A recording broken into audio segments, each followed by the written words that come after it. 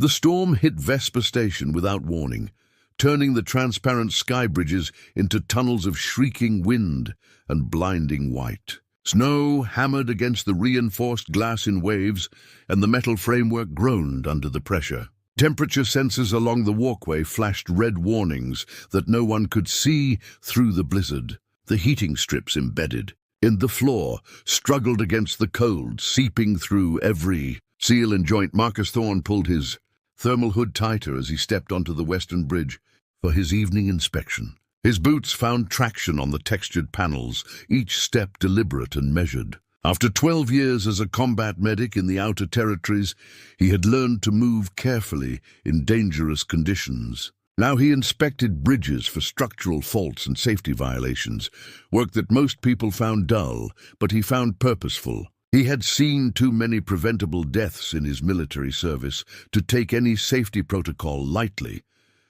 Halfway across the span, movement caught his attention through the swirling snow. A small figure stood pressed against the glass wall, and even from a distance, Marcus could see the panic in her posture. He moved closer and found a child, no more than 8 years old, with pale violet skin and long silver hair whipping in the wind.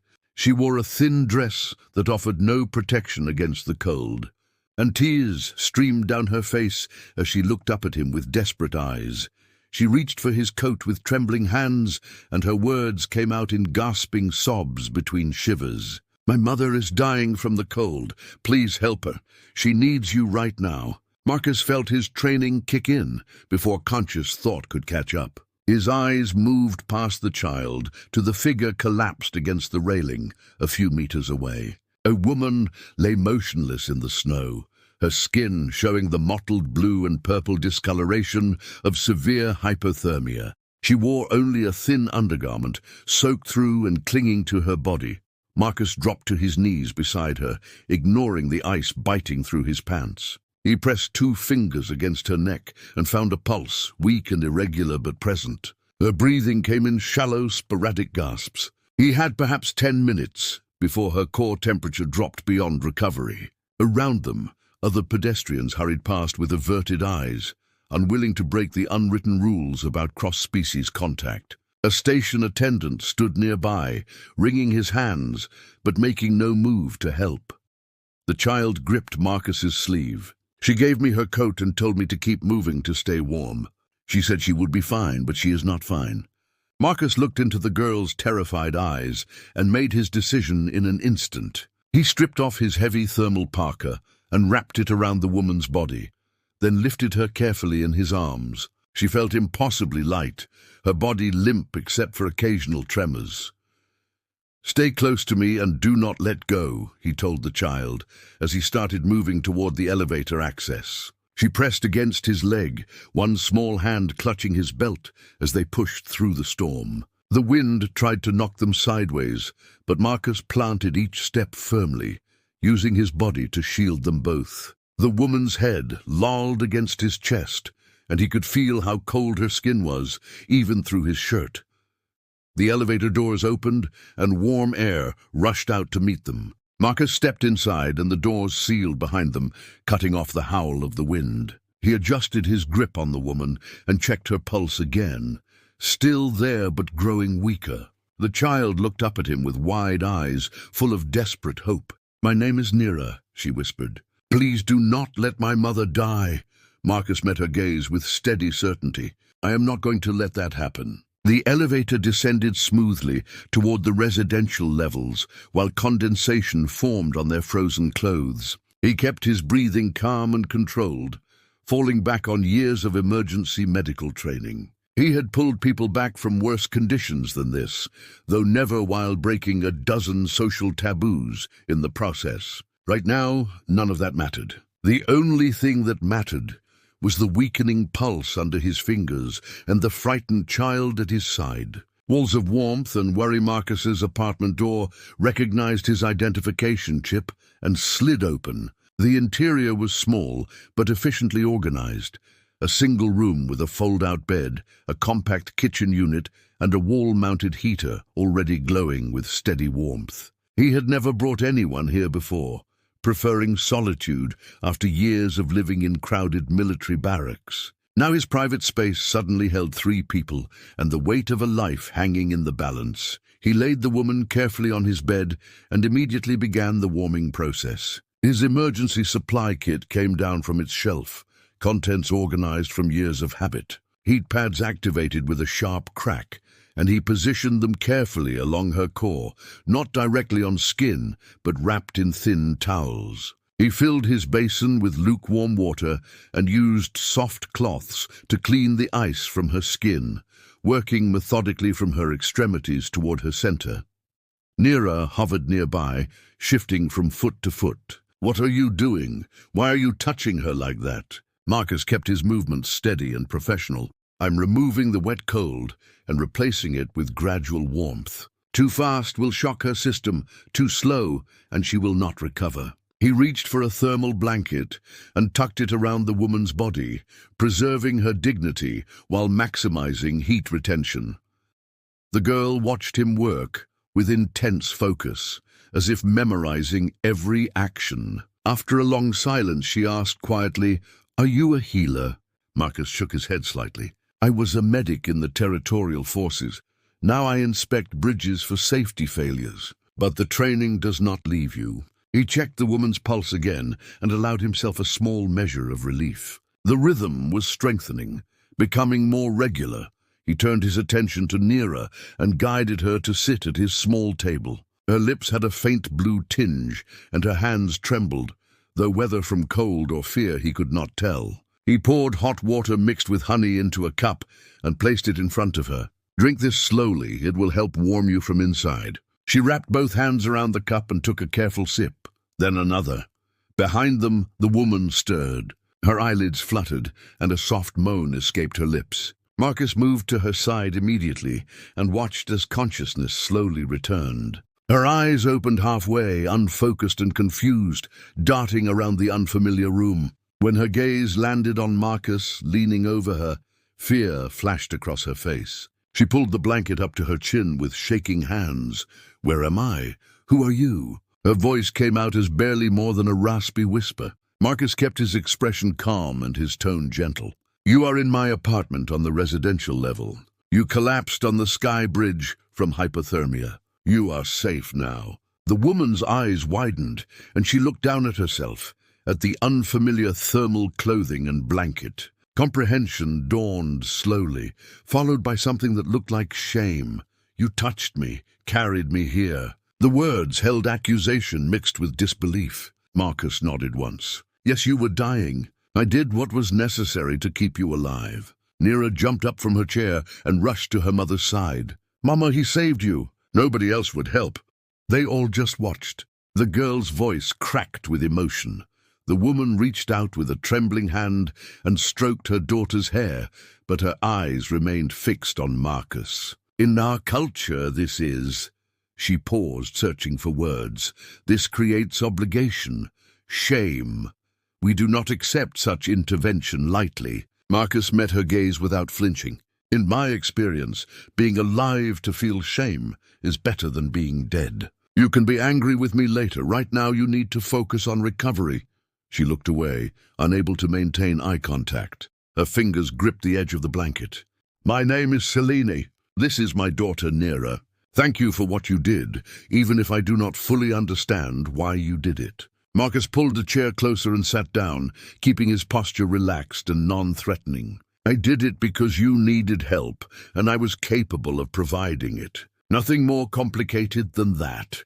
Celine's expression showed clear doubt, as if the explanation was too simple to be true. She shifted under the blanket, still weak, but growing stronger with each passing moment. The heater hummed steadily and filled the room with dry warmth. Outside the window, snow continued falling against the station's exterior, but inside this small space, something fragile and uncertain had begun to take shape.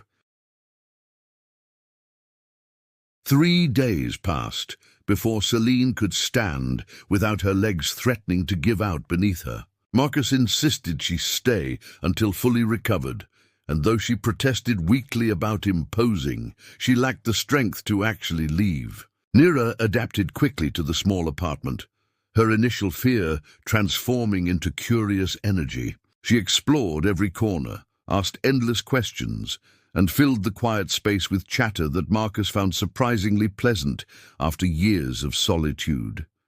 He established simple routines to maintain structure. Mornings began with hot grain porridge that Celine initially refused, before hunger won over pride. Marcus prepared meals with efficient movements, never elaborate but always adequate. He had learned to cook for himself during military deployments, and now those basic skills served 3 instead of 1. They ate together at his small table, shoulders nearly touching in the cramped space. Celine watched him constantly those first days, studying his movements as if trying to understand a puzzle. On the 3rd evening, while Nera slept curled in blankets on the floor, Celine finally spoke the question that had been building. "Why did you really help us?" Marcus looked up from the datapad, where he was filing bridge inspection reports. "I already told you because you needed help." She shook her head slowly. No one else stopped. The attendants called it improper. The other humans walked past without looking. "But you broke every rule without hesitation." "There must be a reason." Marcus set down his datapad and considered his answer carefully. "During my service, I watched people die because others followed protocol instead of acting. After enough of that, you stop caring about what rules say and start caring about what is right." Celine absorbed this in silence, her expression shifting through several emotions before settling on something softer. "You said you were a medic. Why did you stop?" Marcus felt the familiar weight of old memories. "Because after 12 years of putting people back together only to send them back to get broken again, I needed work where prevention mattered more than reaction. Inspecting bridges keeps people safe before disaster happens." The honesty in his voice made Celine lean forward slightly, her guard dropping for the first time since waking. "My people have rituals for debt and obligation, formal ways to restore balance when someone saves your life. We do not know how to simply accept help without purpose or structure." Marcus met her eyes directly. "Then learn. You do not owe me anything except to recover and take care of your daughter. But I want to understand you." Celine's words came out quieter now, almost vulnerable. "Humans confuse me. Your culture seems contradictory, cold and distant in public, but you acted with such immediate warmth." "Which is real?" Marcus smiled slightly. "Both. We build walls because the universe is harsh, but we take them down for people who matter. You and Nera matter because you needed help and I could provide it." It became that simple the moment I saw her crying on that bridge. Something shifted in Celine's expression, a crack forming in her careful composure. She looked down at her hands folded in her lap. "When I gave Nera my coat, I thought I could make it to the transit hub. I thought my body could handle the cold long enough. I did not want to burden anyone or break any rules. I just wanted my daughter safe." Her voice caught on the last word.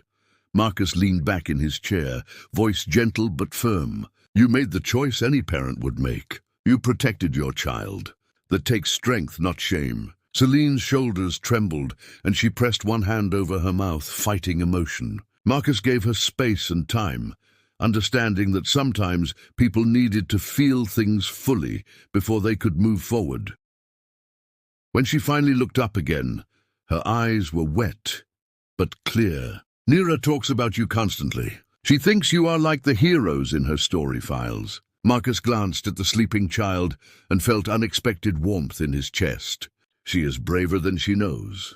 She kept her head when everything was falling apart. That is real courage, not the dramatic kind from stories." Celine smiled for the first time since arriving, small and tentative, but genuine. "You are different than I expected." Marcus raised an eyebrow. "What did you expect?" She considered this carefully. "Someone harder, more distant. Not someone who makes porridge and answers a child's endless questions with patience." He chuckled softly. "Even former soldiers can learn gentleness. We just need reason to practice it." When hearts thaw on the 7th night, Marcus woke to the sound of quiet crying. He sat up on his makeshift bed on the floor and saw Celine sitting at the window, silhouetted against the faint lights of the station. Her shoulders shook with suppressed sobs, and she had her arms wrapped tightly around herself. He approached slowly, giving her time to hear his footsteps and compose herself if she wanted privacy. Instead, she turned toward him, with tears streaming down her face. "I keep dreaming about the bridge." Her voice was raw and broken. "I dream that I am back in the cold and no one comes. I dream that Nira freezes too and I cannot save her. Every time I close my eyes, I feel the numbness spreading." Marcus sat down beside her, maintaining a respectful distance but close enough to offer presence. Dreams like that are normal after trauma. Your mind is processing what happened, trying to make sense of how close you came. Celine wiped her eyes with the back of her hand. "It is not just the cold. It is knowing that I failed her, that I could not provide basic safety for my own child. We came to Vesper Station because it promised opportunity, but we found only exclusion and struggle. I worked 3 jobs and still could barely afford housing. That day, I was walking to my 3rd shift when the storm hit. The admission seemed to cost her greatly. Marcus felt anger kindle in his chest, not at her, but at systems that pushed people to such edges. You did not fail. You survived circumstances designed to break you. That is not failure." Celine turned to look at him directly, and he saw something new in her expression, a combination of gratitude and something deeper that made his breath catch. "You keep saying things that make me see differently. I do not understand how you can look at my situation and not see weakness, because weakness is giving up, not struggling." Marcus held her gaze. "You fought for your daughter every single day. That is strength, even when it does not feel like it." Celine's lip trembled, and fresh tears spilled over. Without thinking, Marcus reached out and gently wiped them away with his thumb. The touch was tender and intimate, far beyond the clinical contact of medical treatment. They both froze as the moment stretched between them. "I should not feel this way," Celine whispered, but her eyes remained locked on his. "You saved my life, and you have shown us kindness we did not deserve. I should feel only gratitude, but I feel." She trailed off, unable or unwilling to finish. Marcus's hand still cupped her cheek, and he felt his heart hammering. "I know," he said quietly. "I feel it too." The distance between them disappeared as Celine leaned forward and Marcus met her halfway. Their lips touched softly at first, tentative and questioning. Then Celine's hand came up to grip his shirt, and the kiss deepened, weeks of tension and unspoken emotion pouring through the connection. When they finally pulled apart, both were breathing hard. "This is complicated," Marcus said, though his hand remained at the small of her back. Celine nodded against his shoulder. "So many people will disapprove. Your culture, mine, station regulations." Marcus tightened his embrace slightly. "Do you want to stop?" Celine pulled back just enough to look into his eyes. "No," she breathed. "I want to be brave like you showed me. I want to choose what matters instead of what is expected." Marcus smiled and kissed her forehead gently. "Then we will figure out the complications together." Neither of them moved from the window seat, content to hold each other as the station slowly rotated toward artificial dawn. When Nira woke an hour later and found them curled together, she looked between them with wide eyes. "Does this mean Marcus is staying with us?" Celine laughed softly and exchanged a look with Marcus that held promise and uncertainty in equal measure. "I think it means we are all staying together." Nira grinned and threw herself at them both, wrapping her small arms around whatever she could reach.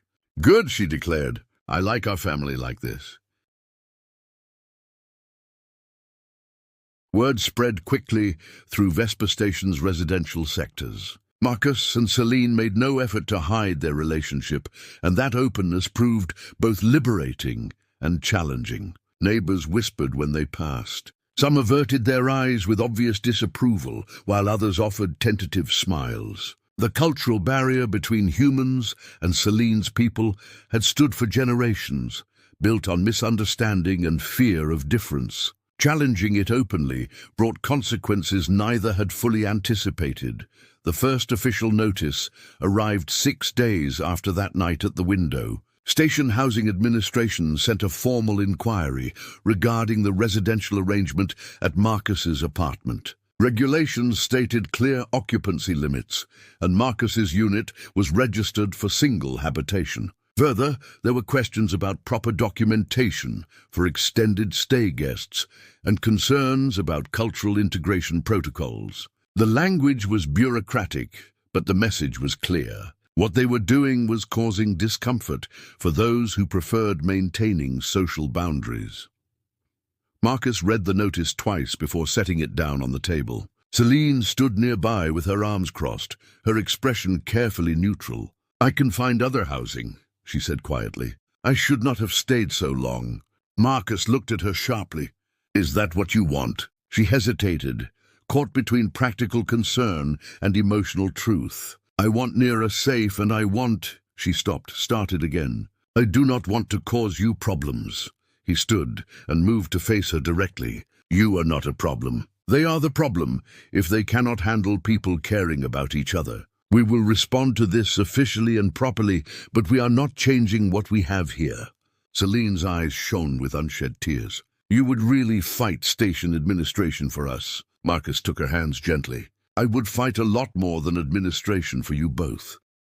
That evening, they sat together and composed a response. Marcus stated his intention to formally request upgraded housing accommodations to properly account for 3 occupants. He outlined Celine's employment efforts and cited relevant integration support clauses in station charter. The response was factual and professional, but it made their commitment to each other official. When they submitted it through the housing portal, Marcus felt a strange mixture of anxiety and relief. 2 weeks later, the approval came through with minimal conditions. They were assigned a larger unit, 2 corridors over, with proper documentation for all residents. The victory felt significant, not because of the extra space, but because of what it represented. Someone in station administration had looked at their situation and chosen to help rather than obstruct. Change was possible, even in small increments.